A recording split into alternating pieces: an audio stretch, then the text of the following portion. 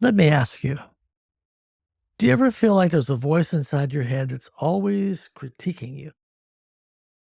The one that seems to hold you back, quickly pointing out every flaw and every imperfection, and sounding like the adult in the room talking down to you as a child? What if I told you that this voice, the one we call the inner critic, could actually become one of your greatest strengths? It might sound impossible, but stay with me. For years, we've been told to silence our inner critic, push it away, overcome it. I've even heard people say, kill it.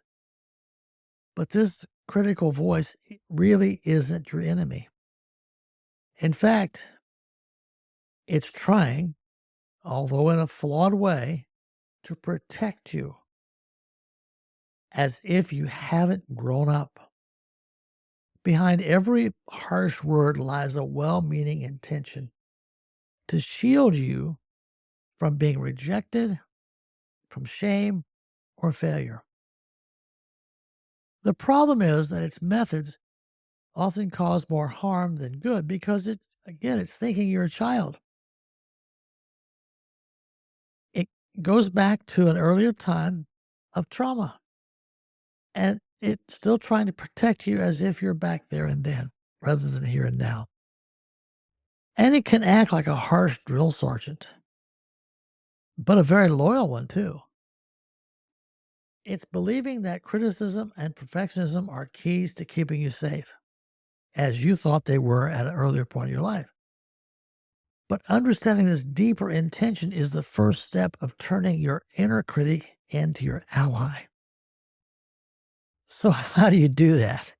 It starts with self compassion, not just in tough moments, but in how you relate to every part of yourself, including your inner critic. So, let me break it down. Logic that goes something like this. Step one, you have to listen without judgment. Now, I know that's hard.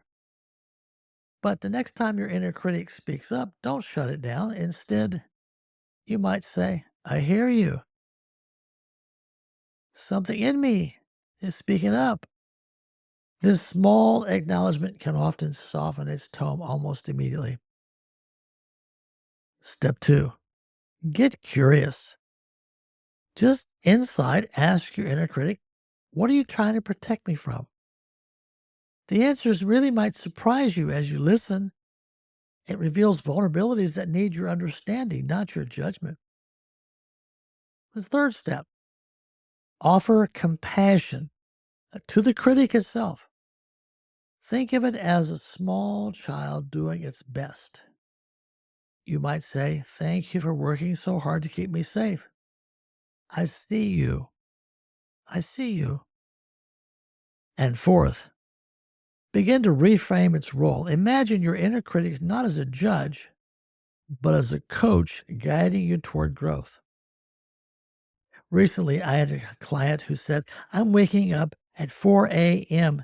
every morning, worried about an impending change in my life that I know is going to happen. I can't avoid it. And I'm feeling I'm not confident enough. And the voice is saying to me, you're not confident enough to do this.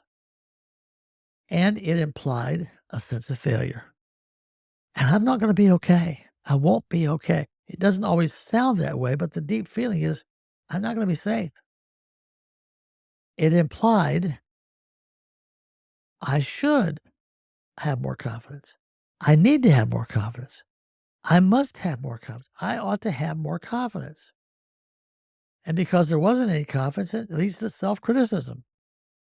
And it led to paralysis, anxiety, and even being depressed about the reality of the situation. I need more confidence. There's no energy from needing something. There's no energy from that possibility. To do that, you got to keep pressure on yourself. Get angry at yourself, guilt yourself, shame yourself. Years ago, I had a client who, at the end of the long day, we weren't getting anywhere. She was leaving and to be back in 2 weeks. And she said in passing, I have to go home and feed my kids. And I waited a moment or two and I said, "Oh, I'm sorry." And she says, "What do you mean you're sorry?" I said, "I mean, I'm sorry you have to go home and feed your kids." She said, "I have to. Nobody's going to do it if I don't do it." I said, "I know." She said, "Well, what should I say?" And I said, "You said what you really meant." She said, "What didn't I say?" I said, "You didn't say, gee, I look forward to going home and see my kids. I look forward to feeding them a good meal." And so when you come from a negative place, I have to, I must, I should, I ought to, I have to, I ought to, all those. What you're doing is you're saying, I get no energy from doing this. I have to get energy outside of it in order to do it and then get relief when I've finally done it. So the only payback is relief. Well, my client now, by the way, the client I had several years ago, now many more years ago than that, I told her, I said, now it's been 2 weeks, well, the 2 weeks between now and the time we're going to meet again. Here's what I want you to do. If you're doing something only because you have to, only because you must, only because you should, only because you ought to, and because you have to, don't do it.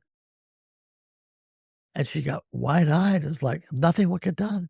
I said, and that's why we're here. That's why we're meeting, because you're not getting energy from life. You're having to get energy outside of life with guilt and shame and pressure in order to get things done. And all you're getting is relief. There's no life in that. So the client I was meeting with the other day, she began to realize that the inner critic wasn't criticizing her for not having confidence. The issue of confidence came from her childhood. Got to have confidence, got to be strong, got to be confident. Her anxiety was saying to her, you don't have confidence because you don't have any experience. And when she finally said, no wonder I don't have any confidence, I don't have any experience, it was like an awakening. She was able to accept reality without the judgment.